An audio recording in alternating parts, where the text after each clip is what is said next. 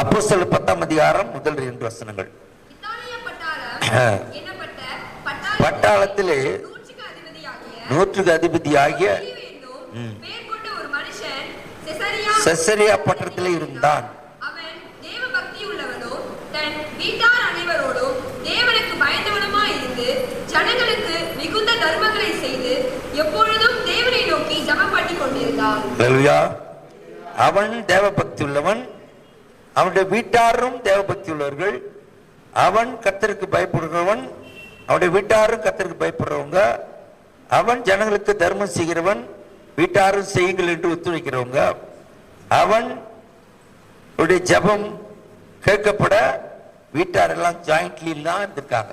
எல்லாரும் சேர்ந்து ஒருமனா இருந்ததுனால கர்த்தர் அவனுடைய ஜெபத்தை கேட்டார். சம்டைம் நம்முடைய ஜெபத்தை கொஞ்சம் ஏன் தடைப்படுதுன்னா, நம்ம கணவர் ஜெபிக்கும் போது மனைவி ஒருமுறைப்படாம இருக்கலாம், மேபி, அல்லது முரண்பாடா இருக்கலாம், அல்லது இடையூறா இருக்கலாம், அல்லது ஏதோ ஒரு வகையில அந்த ஒருமனப்பாடு இல்லாம இருக்கலாம். அதனால கர்த்தர் சம்டைம் தாமதப்படுத்தக்கூடிய சூழ்நிலை கூட வரலாம். ஆனா அந்த ஒருமனமா எல்லாரும் சேர்ந்து ஜெபிக்கும் பொழுது கர்த்தர் கண்டிப்பா கேட்பாரு. இங்க இந்த வசனத்துல எல்லாரும் கர்த்தருக்குள்ள இருந்தாங்க. பிள்ளைகள் இன்னைக்கு சபையில யாரெல்லாம் பிள்ளைகள் சபைக்கு வரலையோ அதுக்கெல்லாம் நீங்க இன்னைக்கு ஸ்பெஷலா ஒரு ஜெபம் பண்ணுங்க. ஸோ வருகிற நாட்கள்லேயே பிள்ளைகள் வரணும், எப்படியாவது வரணும். பாலிய பிள்ளைகள் ஹைஸ்கூல் தாண்டியாச்சுன்னா அவங்களுக்கு கண்ட்ரோல் பண்ண முடியலன்னா நீங்க சொன்னா பெற்றோர்கள் அவளுக்கு கேட்கிற நிலையில் இல்லை, அல்லது அவங்க சின்ன வயசுலேருந்து நம்ம ஏதோ காரணங்களால இலகுவா விட்டதுனாலே அவங்களால முடியல. நம்ம சின்ன வயசுலேருந்து நல்லா கண்டிஷனாக வளர்த்துருந்தா நல்லா இருந்திருக்கும். இன்றைக்கு நாட்களில் பிள்ளைகளை பெற்றோர்கள் ரொம்ப கவனமாக வைத்திருக்க வேண்டிய காலம் இந்த காலத்தில் பிள்ளைகள் ஆண்டவரை விட்டு தூரமா போகிற நிறைய சந்தர்ப்பங்கள் இருக்கு, நிறைய வாய்ப்புகள், சந்தர்ப்பங்கள், வழிகள் நிறைய இருக்கு. பள்ளிக்கு போகும்போது, கல்லூரி போகும்போது அவர்களோடு பழகிற நண்பர்கள், அவங்களோடு சிநேகிதமா இருக்கிறவங்க மிஸ்கைட் பண்ணலாம், தப்பான காரியங்களை சொல்லிக் கொடுக்கலாம். இப்படி நாம் பிள்ளைகளுக்காக, ஏன்னா எப்பவுமே உங்களோட இல்லை இல்லையா, 24 பிள்ளைங்களோட இருக்காங்க, இல்ல ஸ்கூலுக்கு அனுப்பிச்சிருக்கீங்க, சாயந்தானே வர்றாங்க. அந்த இடைப்பட்ட காலங்கள் பள்ளியை நம்பி தான் அனுப்புறோம். அந்த பள்ளி, அந்த கல்லூரி நம்பி அவங்க பார்த்துவாங்க. அந்த கல்லூரி ஸ்ட்ரிக்டான காலேஜ், அந்த பள்ளி ஸ்ட்ரிக்டான பள்ளி, அவங்க நம்ம அனுப்புறோம். அந்த காலங்கள் போக அவங்க வீட்டுக்கு வர்ற அந்த டைம், திரும்பி போகும்போது உள்ள டைம் எல்லாம் அவங்களுடைய செல்ஃபான நேரமாக இருக்கிறது. அப்போ கர்த்தர் அவளை பாதுகாக்கணும் பிள்ளைகள்.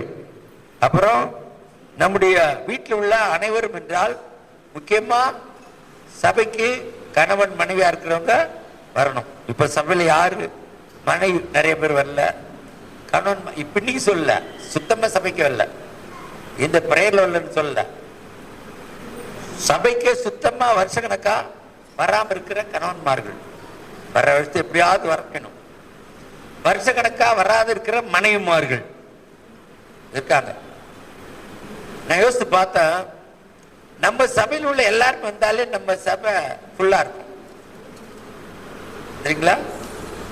சபை ஃபுல்லா இருக்கும். நான் யோசிச்சிருக்கேன் இந்த மாதிரி, சரி எல்லாம் ஃபுல்லா ஆயிட்ட ரொம்ப வந்தா என்ன பண்றது அப்படின்னு யோசிச்சிருக்கேன். சில எல்லாம் அப்படி யோசிப்பேன், சரி இப்போ ஒரு 500 பேர் சபைக்கு வந்தா என்ன பண்றது, நம்ம இடம் பத்தாது தானே. என்ன யோசனை வச்சுக்கணும்னா, அந்த முன்னாடி அந்த வராண்டெல்லாம் சாப்னா போட்டுறது ஒன்று, நம்ம அங்கெல்லாம் சேர் போட்டு இருக்கோம். பலிபீடத்தை அளவை குறைச்சிட்டு சமமா வச்சிட வேண்டியது, அதை எடுத்துட்டு நீங்க இது வரைக்கும் உட்காரலாம், அப்ப ஐயா உட்காந்துட்டு அது வரைக்கும் உட்காரலாம். ஊழியக்காருக்கு இன்னும் ஒரு சின்ன இடம் தான் போதும், அந்த வாரம் தான் போதும். அப்ப இந்த இடத்தெல்லாம் சேர்த்துடலாம், இந்த இடம்லாம் சேர்த்துடலாம். பேசுறவங்களுக்கு என்ன இவ்வளவு போதும் இல்ல, இவ்வளவு மேடம் போதும், என்னத்துக்கு நிறைய இடம் எல்லாத்தையும் உடச்சி எடுத்துட்டு எல்லாத்தையும் அவ்வளவுதான், ஒரு சின்ன மேடம் அவ்வளவுதான், இந்த டேபிள் அவ்வளவு தவிர போதும், எல்லாம் சபையா இருக்குதான். நான் வேடிக்கை சில சபையில போவேன், அங்க சிதம்பரத்துல சபைக்கு போயிருந்தேன். பலிபீடம் அந்த காணிக்கப்பட்டி வரல இருக்கு, பாதி வந்து மேடையா இருக்கு, ஜனங்களுக்கு உட்காருவாங்க, அந்த கொஞ்சம் தான் இருக்கு. அவர்கிட்ட சொல்லிட்டு இருந்தேன், இது முதல்ல உடச்சி சரி பண்ணுங்கப்பா, இதை குறைச்சி சின்னதாக்குனா தான் ஜனங்கள் வருவாங்க. அப்போ நமக்கு இப்போ கூட நமக்கு இடம் இருக்கு. வழிபடுத்தக்கூடிய அளவை குறைச்சிக்கலாம். ஊழியக்காரர் நின்று பேசினா போதும்.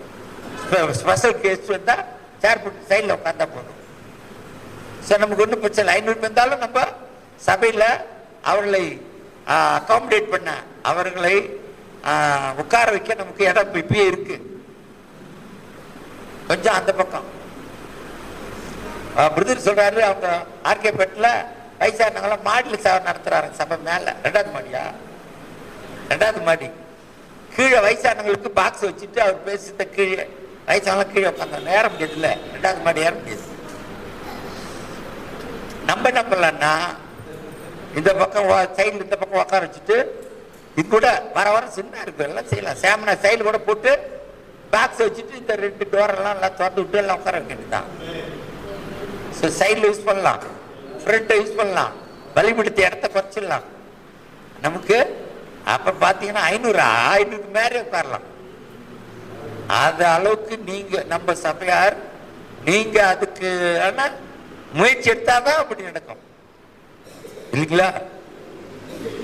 சபையார் ஒவ்வொருவரும் உங்க வீட்டில் உள்ள நபரையே முதல்ல வர்றதுக்கு முயற்சி பண்ணுங்க.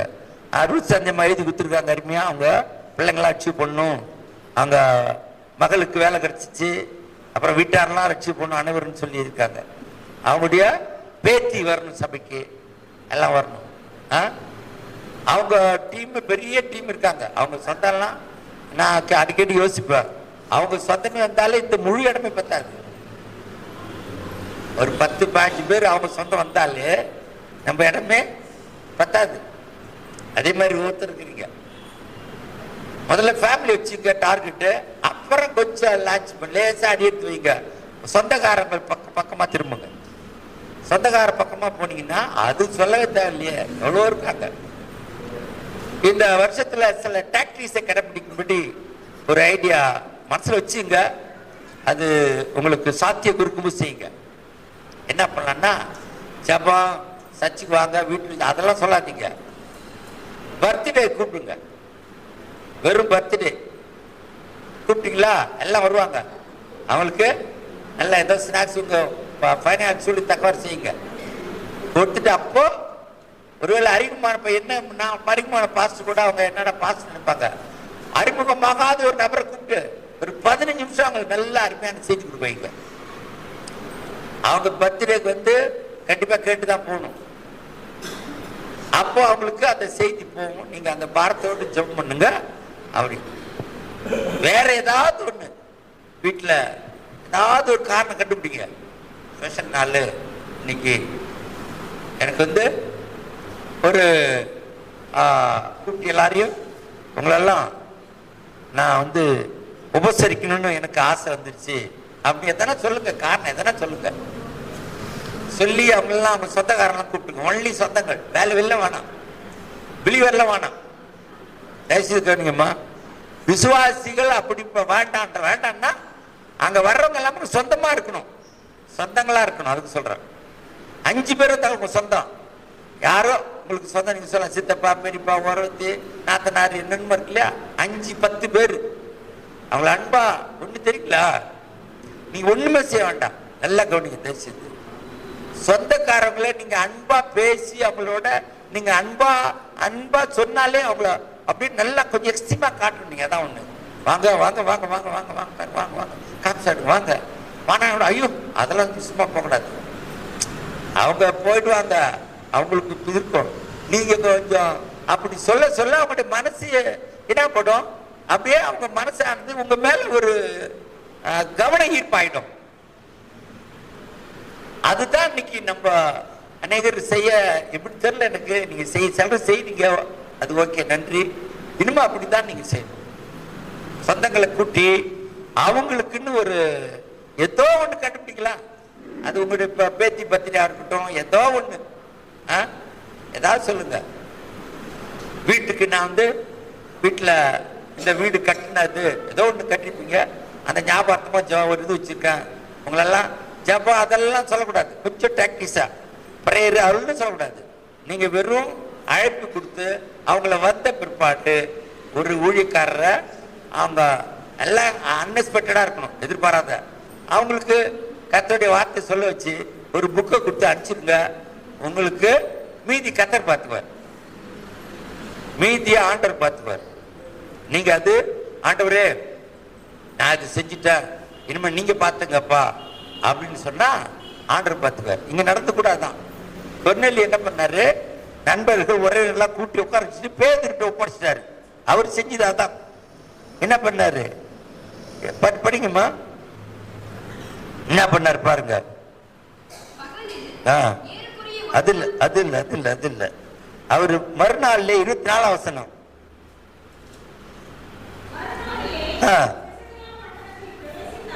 பேதர் போயிட்டாங்க. அப்படி எடுத்துக்கம்மா, அண்டர்லைன் பண்ணுங்க. உறவின் இல்ல அம்மா இருங்க, உறவின் டிக் பண்ணுங்க ஏதாவது பேனா இருந்தா. அப்புறம்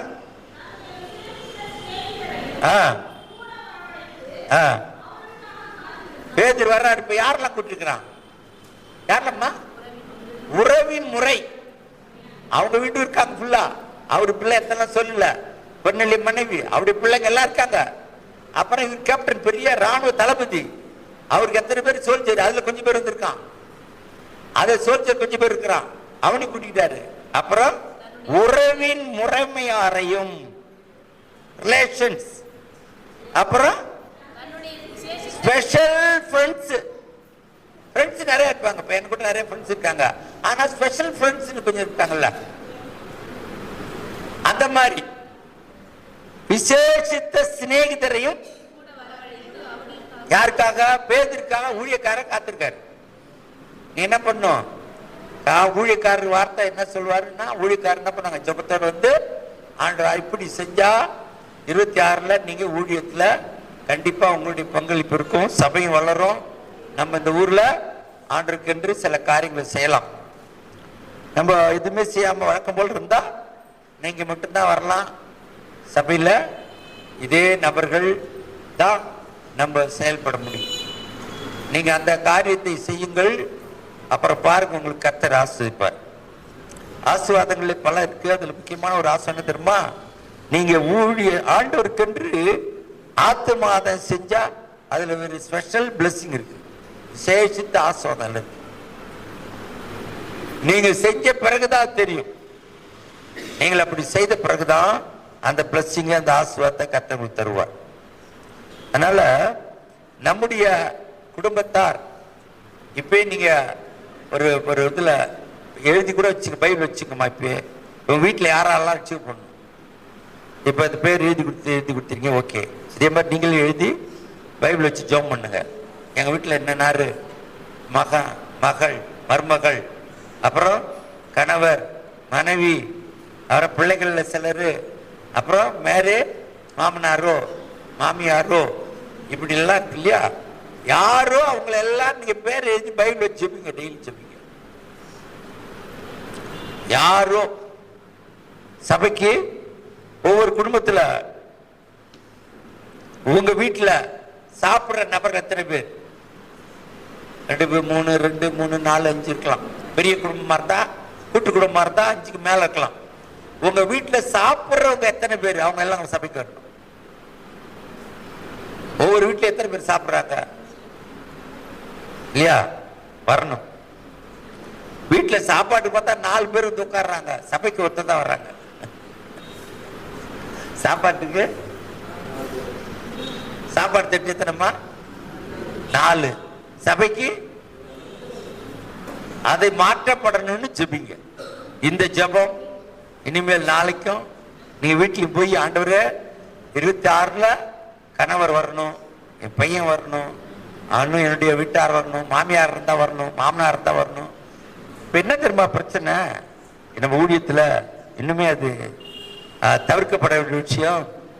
நீங்க அன்பா எந்த யார் உங்க வீட்டாரை, உங்களுடைய சொந்த பந்தங்களை நீங்க அன்பு செலுத்தினா கண்டிப்பா நீங்க அவங்களை ஆதாயப்படுத்தலாமா? புரியுதுங்களா? ஏதாவது பிரச்சனைனா அவனுடைய வீட்டு வாசல சாவர வரைக்கும் மிதிக்க மாட்டேன்னு நீங்க ஒரு சபதம் எடுத்திருந்தா அவங்களுக்கு எப்படி நீங்க யோசிச்சு சொல்லுவீங்க? ஏதோ அதான் தலை முடிச்சு பல வருஷம் ஆயிடுச்சுங்க, அவர் தலை முடிட்டாங்களா வேற? எப்படி தலை முடியாச்சு? தலை முழுது இப்போ செத்த பிறகு அடக்க மாட்டேதான் தலை முழுது. போய்க்கெல்லாம் குளிச்சுட்டு எல்லாம் அவள் தான் என்ன அடக்கம் பண்ணியாச்சு வந்து குளிக்கிறாங்க. அந்த மாதிரி அர்த்தத்தில் சிலர் தலைமொழி பல வருஷம் ஆச்சுங்க, அதை ஏங்க பேசுறீங்க? ஆனால் இப்பொழுது கண்டிப்பாக ஆண்டவர் இந்த காரியத்திலே ஒரு பெரிய ஒரு அற்புதத்தை செய்ய போறார். அல்லேலூயா. உண்மையிலேயே உங்களுக்கு அந்த ஒரு மனசுல வாரம் இருக்கும் என்றால் எல்லாரும் இங்க இருக்கிறவங்க உங்களுடைய வீட்டார், சொந்த பந்தங்கள், உறவினர்கள்லாம் சபைக்கு வர்றதுக்காக ஜெபம் பண்ணுங்க. உறவினர்கள் கொர்நேலியா தான் செஞ்சார். அப்புறம் பார்த்தீங்கன்னா எல்லாரும் கர்த்தருடைய நாமத்தால ஞானஸ்நானம் பெற்றாங்க. அல்லேலூயா. கடைசி வசனம், கடைசி வசனம், கர்த்தருடைய நாமத்தினாலே கொடுக்கும்படி அப்பொழுது யாரெல்லாம் ஞானம் சாப்பிட்டாங்க சொல்லுங்க, சும்மா சொல்லுங்க, நான் முடிச்சிடுறேன். யாரெல்லாம் ஞானம் சாப்பிட்டாங்க? கொர்நேலியு, மனைவி, பிள்ளைங்க, ஃப்ரெண்ட்ஸுங்க, ரிலேஷன்ஸு, அவங்க வீட்டில் வேலைக்காரங்க, அவனோட பணிபுரிய சோல்ஜர்ஸ், தளபதியில ராணுவ தளபதி இல்லை, அவருக்கு இருந்த சோல்ஜர்ஸ், ராணுவ வீரர்கள், இவ்வளவு பேரும் எனக்கு ஞானம் சாப்பிட்டாங்க பாருங்க. கடைசி வசனம் சொல்லுது, அவனுடைய நாமத்தினாலே அவர்கள் என்று யாரெல்லாம் அந்த 24 படிச்சீங்க எல்லாரும், 24 படிச்சீங்களா அவங்க எல்லாரும் தான் அவர்கள். உறவின் முறையார், சொந்த பந்தங்கள், அவனுடைய ராணுவ வீரர்கள், அவன் வீட்டில் இருந்த வேலைக்காரங்க, வீட்டார் அனைவர்னா அவன் பெரிய கேப்டனுக்கு வீட்டு வேலைக்காரன் இருப்பாங்க கண்டிப்பா. அவங்க அதெல்லாம் எழுதப்படல. நிறைய வசனங்கள் அப்படியே ரொம்ப பரிசுத்த ஆவியானவர் எழுதுற ஊழியக்காரர்கள், அந்த எழுதின ஆசிரியர்கள் ரொம்ப ரொம்ப கட்சாட் பண்ணி எழுதியிருக்காங்க பைபிள். தெரியுங்களா? தெரியல உங்களுக்கு? நிறைய வசனங்கள் பைபிள்ல ஒரு 14 புக்கை நீக்கிட்டாங்க. அப்பாக்கலிப்ஸ்னு பேரு, தள்ளுபடி ஆகமம், அதை எடுத்துட்டாங்க. அதெல்லாம் வச்சா இன்னும் பெருசா பைபிள். கேத்தலிக் பைபிள்ல வச்சிருக்காங்க சிலர், இப்ப எடுத்துட்டாங்கன்னு சொல்றாங்க. 14 புத்தகம் எடுத்துட்டாங்க. அதெல்லாம் கொஞ்சம் எக்ஸ்ட்ரா ஒரு மாதிரி இந்த புராண கதை மாதிரி சிலது இருக்கு, அதனால எடுத்துட்டாங்க. எரேமியாவின் காஸ்பிள் இன்னும் வரும் ஒண்ணு எனக்கு ஞாபகம் இருக்கு. தானியேலின் சுவிசேஷன் ஒண்ணு இருக்கு, அது 14. அதுல என்ன கதை இருக்கு தெரியுமா? ஆனா அது நம்ம ஜனம் கேட்கறதுக்கு விழிப்புணர்வு கொடுக்கும். ஆனா அது பைபிள்ல எடுத்துட்டாங்க. அதை பூசாரிங்க இது வச்சு படைச்சாங்களாம். நம்ம படைக்கிறாங்கல்ல, எல்லாம் பூசை படைச்சிட்டு அது சாப்பிடுறது பூரா பூசாரி சாப்பிட்டு சாமி நிறைய சாப்பிட்டு வாங்கிட்டு வாங்கினா ஜனங்களாம் வாங்கி கொடுக்குறது. ராத்திரில பூசாரி எடுத்துட்டு போய் வீட்டுல எல்லாரும் சாப்பிடுறது. ஆனா தானியேல் பார்த்தாராம், இந்த தள்ளுபடி ஆகமுள்ள 14 அப்பாக்கலிப்ஸ்ல ஒரு புக்கில் உள்ள ஒரு விஷயத்தை மட்டும் சொல்றாங்க. அப்போ ஒரு நாள் இவரு இது கண்டுபிடிக்கணும், அது எப்படி சிலை எப்படி சாப்பிடும் இவனை பார்க்கணும்னு சொல்லி தானியேல், நம்ம தானியேல் உள்ள தானியேல் தான் என்ன பண்ணிட்டாராம், தரையில எல்லாம் சாம்பலை தரிட்டாராம். சாம்பலை தரிட்டு மெலிசா அவரு யார் தான் அங்க போறான் இதை எடுக்க பார்த்தா ராத்திரி தரிட்டாரு. தரிட்டு இவரு ஒரு ரகசியமா ஒரு இடத்துல இருந்து வாட்ச் பண்ணார். ராத்திரில மிட் நைட்ல பூசாரி கருப்பு தண்ணி போட்டு போதிட்டு வர்றான். எதை எடுக்க? சாமிக்கு வச்ச பரிசு வந்து நைசா மொத்த தட்டோட வீட்டுக்கு எடுத்து போறான். சாம்பல் என்ன படிச்சிச்சு? பூசாரியா கால் படிச்சிச்சு. மறுநாள் காலையில தானியேல் கூப்பிட்டா, திருட்டு பாயல, சாமி சாப்பிடுது எல்லாத்தையும் நீ வாய்ட்டு போய் சாப்பிடுறியா? இனிமே பாரு, சாமி சாப்பிட்ட பொருள் கேட்டா உதப்ப ஒண்ணு. தானியேல் இப்ப பவர்ஃபுல்லா இருந்தாரு. அக்காடிக்கு அப்பாக்கலிப்ஸ் படி நான் சொல்றேன். அந்த தள்ளுபடி அமத்துல இது இருக்குமா? நான் தள்ளி அவத்துல படிச்சிருக்கேன். 14 புக் எடுத்துட்டாங்க. இது இந்த மாதிரி நடத்திருக்க கூட வாய்ப்பு இருக்குன்னு நான் நினைக்கிறேன். ஆனா ஏன் எடுத்தாலும் தெரியல. வேதாகம சங்கத்தார் அவங்க ஃபைனலா பைபிள முடிக்கும் போது அது வேணாம் எடுத்துட்டாங்க. அப்போ இந்த மாதிரி எல்லாமே சேர்த்தா ரொம்ப ரொம்ப ஆவியானவர் ரொம்ப கட்சாட்டா அல்லது தேவையுள்ள வார்த்தைகளை ஆசிரியர்கள் அது பவுலா இருக்கட்டும் மத்திய மார்க்கா இருக்கட்டும் யாரா இருக்கட்டும் எழுதியிருக்காங்க. யோவான்ல சொல்றாரு எல்லாத்தையும் எழுதுனா உலகம் கொள்ளாதுன்னு நினைக்கிறேன் அப்படின்னு இருக்கு. அப்போ அவங்க எல்லாரும் ஞானசம் எடுத்தாங்க. நம்ம வீட்டில் எல்லாரும் ஞானசம் எடுக்கும் தானே. கொர்நேலியோடு கூட சோல்ஜர்ஸு சொந்தங்கள் நண்பர்கள் வீட்டு வேலைக்காரங்க எல்லாரும் எடுத்தாங்க.